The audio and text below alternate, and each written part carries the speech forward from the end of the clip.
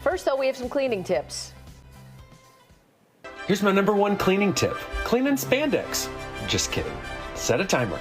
I set a 15-minute timer each weekday morning and focus on cleaning one area of our home. I work against the clock, and then I move on with my day. It's kind of like you're competing against yourself. He's known on social media as the Tidy Dad. Tyler Moore knows how to keep things neat and organized. He lives in New York City with his wife and 3 kids in a 750-square-foot apartment. Oh, boy. He's got a new book called Tidy Up Your Life, Rethinking How to Organize, Declutter, and Make Space for What Matters Most. And Tyler joins us this morning. Good morning. Good morning. Thanks for having me. Nothing like spandex and cleaning to just inspire people at the end of January. Yeah. Right? Are you a teacher, Tyler? Are you in a classroom? I am. I'm a teacher by day. And so my principal, she's been very encouraging and supportive. And so she's excited for me to share the message today. It's my prep period, and I know what it's like to be in the thick of things, to work against the clock, and then just try to get things done. Yeah. I guess you have to declutter before you clean. So what's the tip on getting rid of the stuff? Yeah, so I think that decluttering before you clean is so important because so often we're overwhelmed by our spaces because when we go to clean something, we feel like we're just shifting things around. And I really think that there is power in these like 5 to 10 minute declutters where it's that idea of clearing, then you sort the stuff, you choose what to keep, what to move out before you then make the plan of what you're going to do with the stuff. So often people are like, I'm going to go to the store, I'm going to buy all these new bins and baskets, and it's going to make everything perfect. But yet they don't actually tackle the question of what do I want to keep versus what do I want to move out? Right. So if you have an overwhelming situation, I've heard, take one garbage bag out a day, or, what's your tip? I think that that's really important. I was in the New York Times this week. We were talking about this idea of soft decluttering, which is how can you take those decluttering tasks that you're actually responsible for? Like on Instagram yesterday, I showed people I was organizing and going through my socks and underwear drawer. I also did my work bag. Like these are things that I am responsible for. I don't need to ask anybody else what should stay or what could go. And I think that there's power in those small decluttering wins before you try to tackle something like your garage or that spare bedroom or that basement. Do not start there. Yeah, well, we have a clip we want to show. This is something we've talked a lot about lately, about how to clean a water bottle. This is a good tip. Let's take a look. It is time.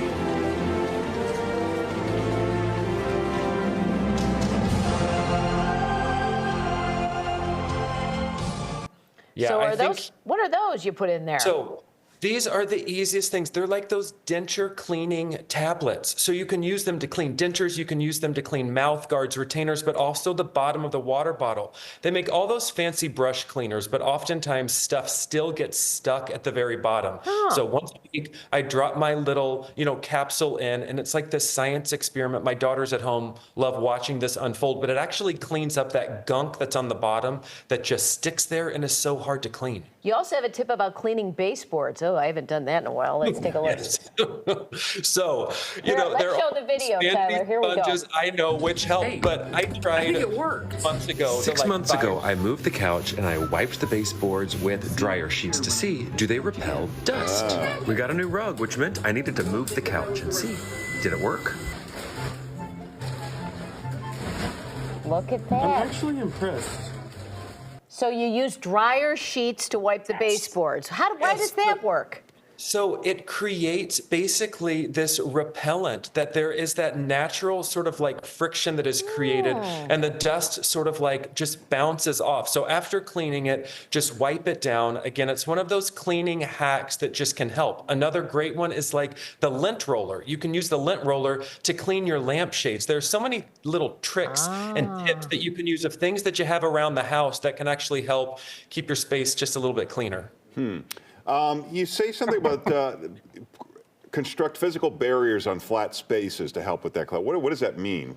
Yeah, so I think that so often when you have those countertops, it's so easy for stuff to just pile up, that it's that idea of using baskets and bins and thinking about how you can actually create little organizational zones. Because if you're really clear on what goes where, you can then work on maintaining the space. And more importantly, you can share with other people where you want things to go. Because so often we can't find things because other people are like moving it around. So create that actual barrier. You also say using a 5-minute timer is great, but you also say working with kids.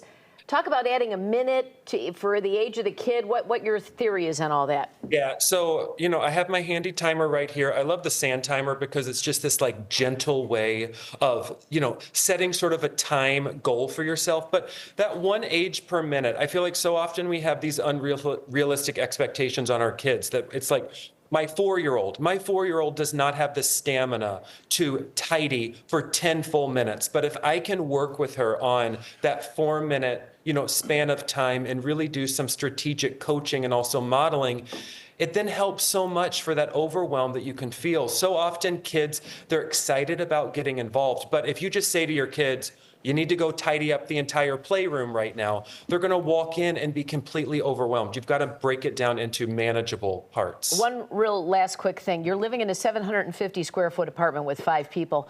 So I'm assuming this tip you have about going vertical with storage, does that help a lot?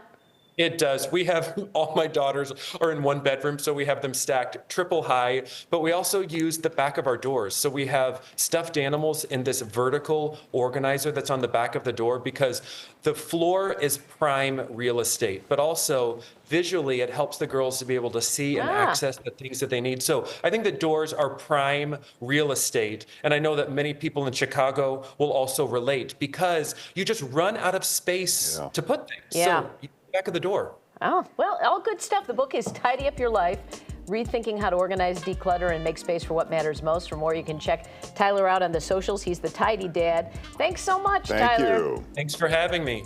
Time for